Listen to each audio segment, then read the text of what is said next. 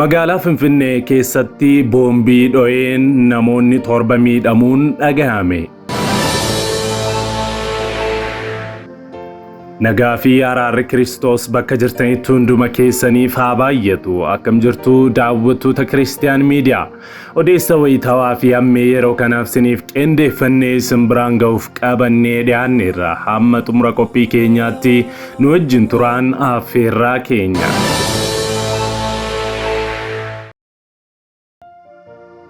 Qophii keenya jalqabaatiin daawwattoota keenya faarfataa Abrahaam Fufaa guyyaa boruu albamii faarfannaa isaa ni eebbisa.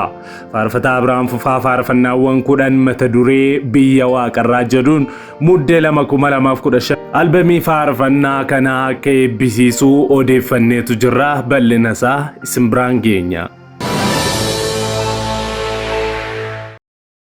Odeessa keenya lammataatiin daawwattoota keenya magaalaa Finfinneetti boombii dho'een namoonni 7 miidhamuun dhagahameetu jira. Kanallee odeessa bal'aa fi qulqullaa poolisiin magaalaa Finfinnee fi akkasuma BBC'n akkaataa itti maxxansanitti odeeffannoo qulqullaa kan isin biraan geenyu ni ta'a.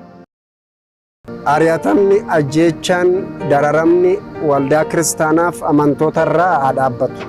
Waldaan kiristaanaa sababa iddoo waaqeffannaatiif jecha ari'atamuuf saamamuun qaban iddoo waaqeffannaa kennamuufii qaba. Gurmuun waldaa kiristaanaa diiguu seeratti nuuf haa dhiyaatu. Hordoftoota amantaa biroo maran jaallanna. Gurmuu walitti nu buusuuf fiigu seeraan gaafatamuu qaba. Tajaajiltoonni waldaa kiristaanaa ajjeefamuuf reebamuun qaban. Ari'atamni, ajjeechaan, dararamni, saamichi waldaa kiristaanaa fi amantootarra haa dhaabbatu.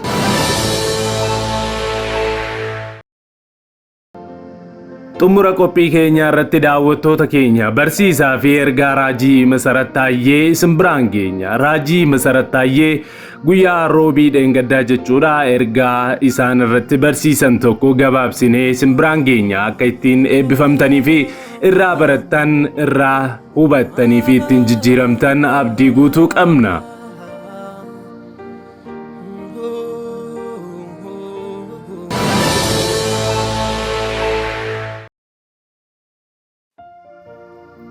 Yeroo jalqabaaf gara chaanaalii Kiristiyaan Miidiyaatti kan dhuftan subscribe gochuudhaan mallattoo sana fuulduratti isinii dhufu mallattoo beelii sanaa ala tokko gadi tuquun ol kan jettu irra kaa'achuu hin dagatina. Kana gochuu keessaniin odeeffannoowwan kiristiyaanummaa fi biyya keenya ilaallatan wayita karaa chaanaalii keenyaa gadi isiniif dhiifaman hunduma dursee akka mallattoo yaadachiisaa isiniif erguuf isin gargaara. Akkasuma yaada qabdan gaaffii qabdan koomentii irratti nu qoodaa isiniin jecha like fi sharing keessan guddina chaanaalii keenyaa keessatti ga'ee guddaa waan qabuuf like share gochuudhaan guddina chaanaalii keenyaa keessatti ga'ee keessan ba'a.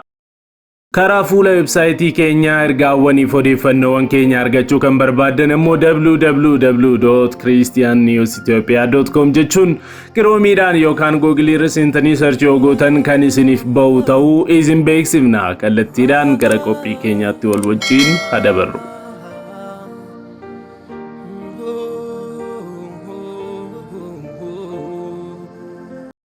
Waggoota dheeraadhaaf kiristaanonni miidiyaalee ittiin sagalee isaanii ibsatan dhabuun rakkataa turaniiru.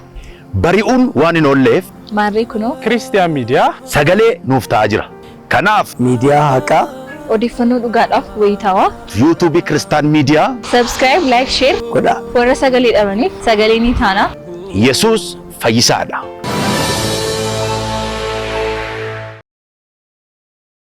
Nufade bi'u tokkummaan nufade bi'u jaalali nufade bi'u tokkummaan nufade bi'u jaalali nufade bi'u.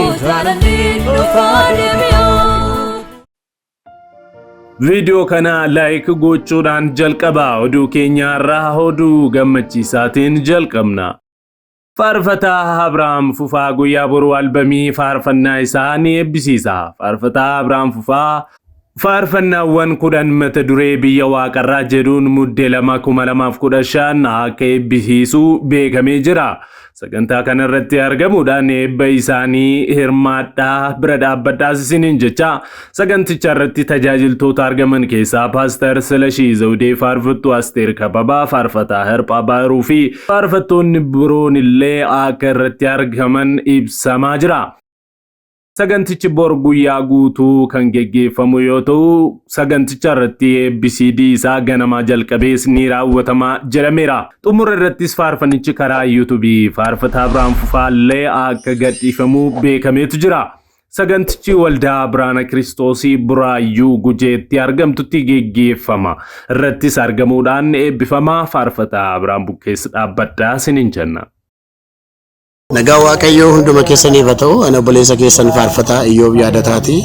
Ani amma waamicha tokkoon isin waamuudhaaf as ba'ee jira. Obboleessi jaallatamaa faarfataa Abrahaam Fufaadha. CD haaraa qopheessee jira. Yoo jaalala Waaqayyoo ta'e muddee fuula keenya jiru gaafa lamaadha. Ganamaa kaasee amma galgalaatti sagantaa turu irratti achirratti CD'n kun eebbifama. Bakkisa waldaa Biraana Kiristoos Gabarsaa Gujee waan ta'eef hundumti keessan akkas nuftan abdii guddaa nan qabaadha. Nus hundumti keenya achitti argamna jenna. Tokkummaan faarfattootaas isumaan isin waamaa jirra. Waaqayyo isin haa eebbisu ulfaadha. Kan Waaqayyo isiniif haa ta'u saba. Ani maqaan koo faarfataa Mangistuu Baqqalaa jedhama. Har'a beeksisa tokko qabadhee gara keessan dhufeera. Muddee fuula keenya dura jiru gaafa guyyaa lamaa obboleessi keenya faarfataa jaallatamaa Abrahaam Fufaa albeema isaa tokkoffaa waan eebbisuuf guyyaa sanatti namni hundumtuu irratti argamtanii hirmaattuu eebba kana akka taatan jaalala Waaqayyootiin sin gaafachaa iddoon itti eebbisaa kun itti eebbifamu waldaa Biraana Kiristoos Gabarsaa Gujee waan ta'eef jaalala Waaqayyootiin hundumti keessan affeerramtaniittu eebbifama. Shalom. Isiniif haa ta'u akkam jirtu bolloonniif jaallatamtoonni biyya keessaaf biyya bakkee jirtan egaa ajaja sagantaa tokko qabadhee gara keessan fuula keessan dura dhaabbadheera. Innis obboleessa keenya baay'ee kan jaallannu faarfataa Abrahaam Fufaa albeema isaa tokkoffaa eebbisiisuudhaaf muddee guyyaa lama fuula keenya dura jiru kanarratti Waaqayyo isa gargaaree sagantaa ajaa'ibaatiin qophaa'ee as baasuuf faarfannaa kana saba keenya ittiin tajaajiluuf waan qophaa'ee jiruuf egaa guyyaa sanatti namni hundumtuu jaalala gooftaatiin argamtanii hirmaannaa ajaa'ibaa akka gootaniif isiniin jenna. Iddoon itti eebbifamu waldaa Itoophiyaa Biraana Kiristoos Gabarsaa Gujee Sariitii keessattidha.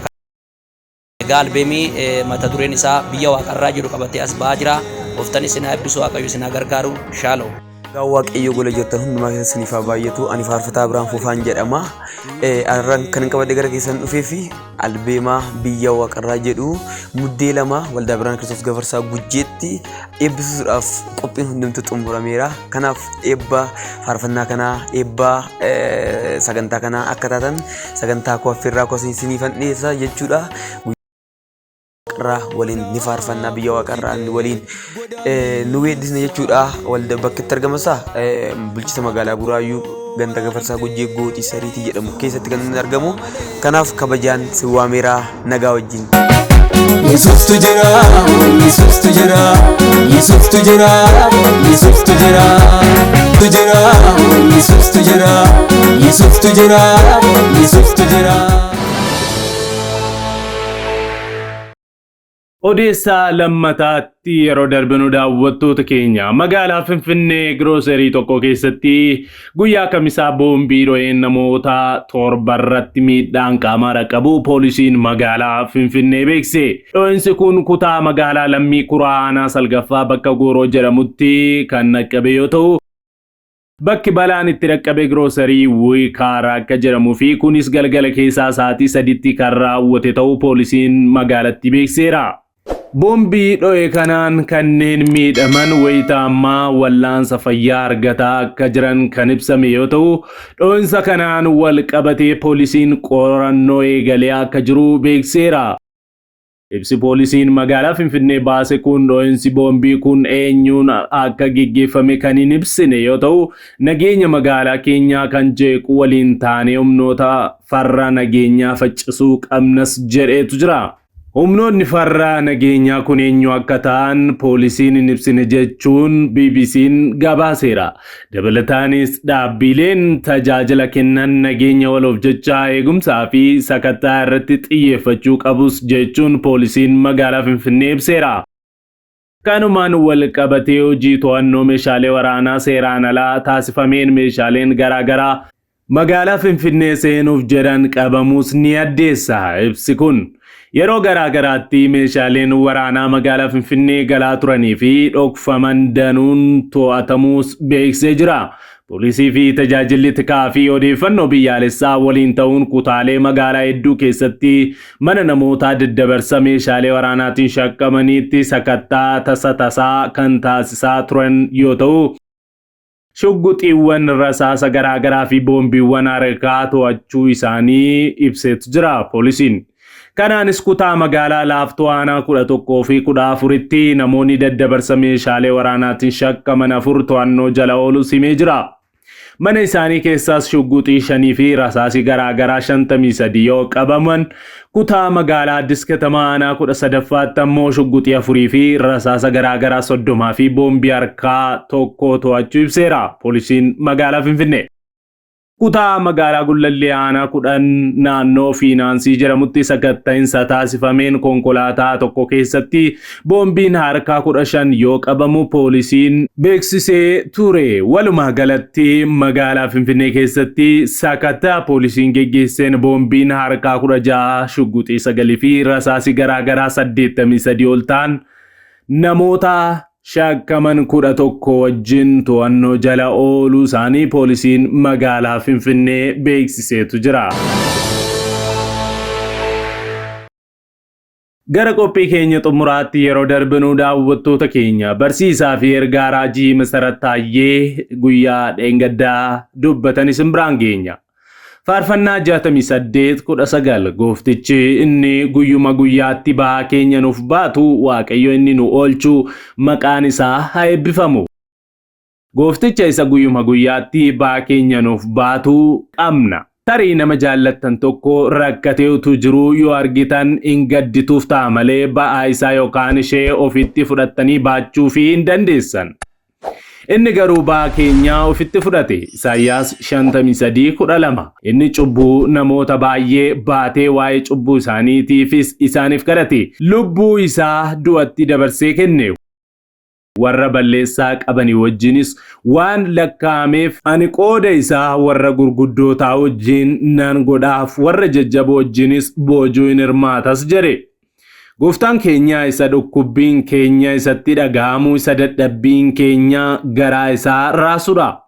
Ibroota 4:4. Egaa hangafa lubootaa isa guddicha bantii Waaqaa keessa darbe Yesuus ilma Waaqayyoo erga qabaannee beeksisa amantii keenyas jabeessinee hin qabanna. Cubbuutu irraa dhabame malee hangafa lubootaa isa karaa hundumaan akka keenya qorame qabna. Dadhabbiin keenya garaa isaa hin rukunne garuu hin qabnu. Egaa ba'aa keenya kana waggaa 2000 dura baate Yesuus amma kana ofirraa lafa kaa'e miti.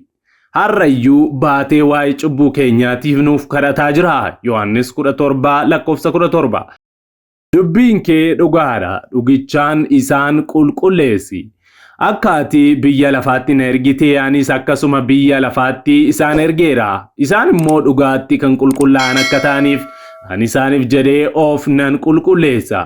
Isaan kana duwwaaf miti, warra dubbii isaanii dhaga'anii anatti amananiifis immoo nan kadhadha malee isaanis tokko haa ta'aniif yaa Abbaa akka ati ana keessa jirtu anis si keessa akkan jiru isaanis nu keessaa jiraataniif biyyi lafaas ati akka na ergitee beekuuf kadhachuu kooti.